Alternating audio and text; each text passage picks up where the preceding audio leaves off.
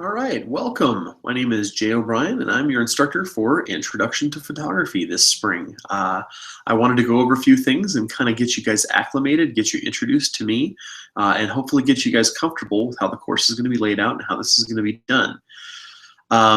First, again, my name is Jay O'Brien. I am a part-time instructor at Laramie County Community College. I work full-time and in public relations at the Department of Transportation. So just, my exposure to photography, I've been shooting for almost 25 years now. I took my first photography course when I was in high school. I was the darkroom nerd, the teacher's assistant. Have worked in media for, I got about 20 years of experience now. I worked as a designer, a photographer, a writer, editor, any number of roles. I've been teaching for about 12 years. I used to teach at the college full time. So I have pretty good experience with teaching, and not only teaching, but teaching online. This course is this is only the second time I've offered this course online. It's a little bit more challenging, but we're going to work through that. I have had one pretty successful course. There are some things you need to understand about this course. I talk about it. There's actually 2 videos. I actually recorded an intro video last semester. I'm going to have you watch part of it just so that we can break it up, and then also so I don't have to re-record the same information. But you may need to have, you are going to need to have some sort of physical presence in Cheyenne. And if that's not something you're able to do, you may want to consider dropping the course. You don't have to be in Cheyenne all the time. And we could talk about, why you might need to be in Cheyenne. It's mostly because there's sometimes you have to deliver some things physically. We can work through the mail. I'm going to try to do as much. In fact, my goal is this semester to do everything as much digitally as possible. So even though it's a film class, I want to make it a possibility for you guys to turn things in digitally if you can't make it to Cheyenne. And when I say it's a film class, it's primarily a film class, but you can actually shoot digital. Watch the second video. You're going to watch it to about 14 minutes. It talks about the type of camera that's required. I do have cameras that you can check out if you want to shoot film. I do not have digital cameras that you can check out for this course. What the course is, this is a basic introduction to photography, but I want to kind of help you with your expectations with that. I get a lot of students who take this class and they think, oh, well, I have a phone that has a camera. I take pictures, and they, essentially think that they're just going to snap a few shots and that's going to get them through this class. That's not what this class is. I have high expectations. I have professional expectations for this course. I'm going to require that you learn what photography really is, and that has nothing to do with a cell phone and just point and shoot and snap like this. You are going to learn exposure. You're going to learn not only the exposure functionality of things like shutter speed and aperture, but also what you can do creatively with shutter speed and aperture. We're going to learn about different types of photography. We're going to study other people's photography. So if you thought that this was going to be a course where you just take a few shots on your cell phone and cruise an easy passing grade, I want you to rethink whether or not this is the course for you, because there are a number of shooting assignments. I do expect you shoot manually, take the time to really understand what you're doing behind the scenes, so to speak. So it should be fun. I love teaching this class. I love photography. But if you have different expectations coming in, you might be a little surprised when I start, testing you on, things like reciprocity, which would really determine whether or not you truly understand exposure. I expect that you are really going to work to understand exposure in this course, okay? Navigating the course, so I'm going to go ahead and go into screen share. And the course setup is pretty simple. If you've taken classes from me from before, then there should be no surprise at all. I put everything into the content, and we navigate by weeks. So this is the first week. It's pretty easy. You can see here I have it set up. I'm actually going to put in this video I'm recording right now to watch first.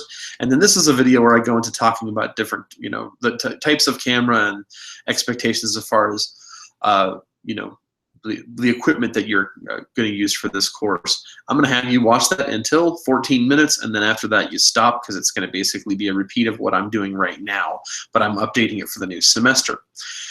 I also have a brief lecture on history of photography. That's a YouTube video here, and in addition to that YouTube video, you also have down here the PDF for that as well. You can see here I have an introduction. It's an online class, but I'm going to try to, this is something I'm still working on, but we're going to try to do a lot of peer reviews. Basically, you're going to be uploading scans or photographs of your photos, and then we're going to be doing critiques of them online. Here's the schedule for the multimedia lab if you're going to use the software. The darkroom, if you use the darkroom, is actually open anytime the campus is open, and you'll have to either get the division secretary, which is in the Arts and Humanities office, just right next door on the opposite side of the bathrooms from the darkroom on campus, and that's room number is in the syllabus, or you can call campus safety and security. But there's a safety quiz. You're not allowed to access the darkroom until you've passed the safety quiz. As far as working in the darkroom, I am going to have, I will, even though it's an online class, I will be on campus. I will schedule times, and I will let you guys know. I'm going to be on campus on X date at X time to meet with people. Like this week, I'm going to be on campus on Wednesday night from probably about 5:30 to maybe 7 o'clock. So that would be the 19th of January 2017 from 5:30 to 7 p.m.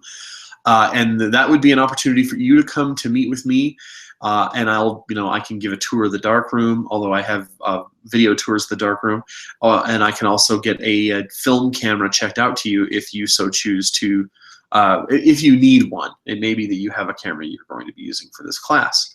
So, but I'll put that information out in the online space. It'll actually appear as news. So if we go to the course here, I'll actually put it right here. So when I'll email and I'll put it up there when I'm going to be on campus. So do check your email frequently. When I make changes to the class, I'm going to put it in the email. I'll also put it in the course content. So then you can, you have that here, second week. You can see, again, here's the roadmap. Basically, here's the lecture. We talk about camera lens, aperture. This is a Prezi here where I talk about it. And then this is a lecture video where I just talk about some of the same materials. And then you have a discussion, what gear you're going to shoot for the class. That's a monster that I sometimes shoot when I'm shooting film. And then there's an exposure log, which I'll discuss in the course content as well. So a lot of the content is actually loaded already.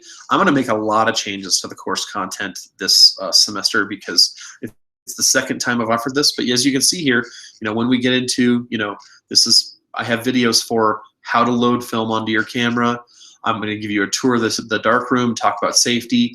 I'm going to show you guys how to load film so that you can process. And then here's actually a video where I process film for you. So the content is mainly there. I'm going to add quite a bit to it as the semester goes on, though. The syllabus, I already have the syllabus loaded for you guys. It's right here. Read everything. Everything is required reading. Sorry about that. A lot of this is just standard stuff. I'm not going to read it to you, but I do expect that you are going to read it. This is our contract. And in fact, I should tell you, there are answers to the first quiz in this syllabus. So hopefully that's incentive for you guys to read this. Communication, I am not on campus. I don't have an office on campus because I'm not full-time. I do virtual office hours through Google Hangouts. So it's beneficial. We can meet. We can see each other, talk to each other, ask questions back and forth. I am pretty good about email. My policy is 2 days on email, but I'm usually a lot faster than that. But with it being on, but my policy being 2 days, it's important that you understand that you need to get to content early. Do not wait until Friday. The course runs, Saturday. Each week is Saturday to Friday. Everything's going to be due late Friday. If you wait to Friday to start everything, you're in trouble. It's too late. You've already put yourself in a bad spot. So start on Saturday and make sure that at the very least you understand what the reading assignment is and what's due. Because if you contact me on Friday and say, I didn't understand XYZ, I'm going to say, how did you not understand that? Why did you not look at the syllabus and the course content on Saturday? It's online courses are harder. Make sure that you get that. And there is a classroom section if you're more comfortable with that you may be able to get into. I know that these classes fill up. I'm not sure if there's actually room in the classroom section. But the thing about an online course is that you are responsible for staying on top of this. There's not a class period where you're going to come in and I'm going to harp on you and make sure that you're on top of things. You've got to be responsible for yourself here. Instructional materials. In order to try to keep the cost down for the class, I am not requiring a textbook. It is an expensive class. If you are gonna, even if you are checking out one of our film cameras, you're probably looking at somewhere in the neighborhood of $100 worth of materials to use in the darkroom, paper and film. If you are going to shoot digital, obviously you would have to shoot a digital camera that you buy, which is not cheap. And then I do require, I'm still thinking about this. I typically require students to make actual prints. You can see things in prints that you can't see digitally. It's just a different experience to hold the images in your hands.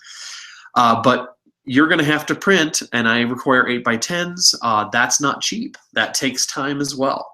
So that's why there's no textbook. Here's the information on the film and the paper. The bookstore does carry it.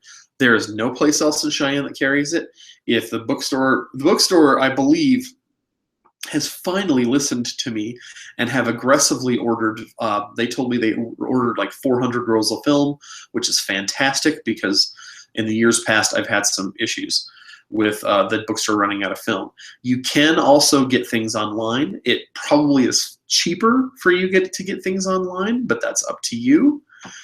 Let's see here. So basically all the information that you need. If you're going to shoot digital, you're going to need access to Photoshop. I do some demos with Photoshop for some of the things. Basically, if I show you how to do something digitally, or I'm sorry, with film, I'm going to show you how to do it digitally as well, so that you're getting the same instruction regardless of what you shoot.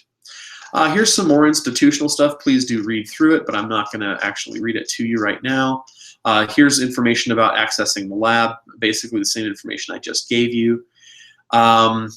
Let's see. Grading, 1,000-point scale. I try to keep it nice and easy.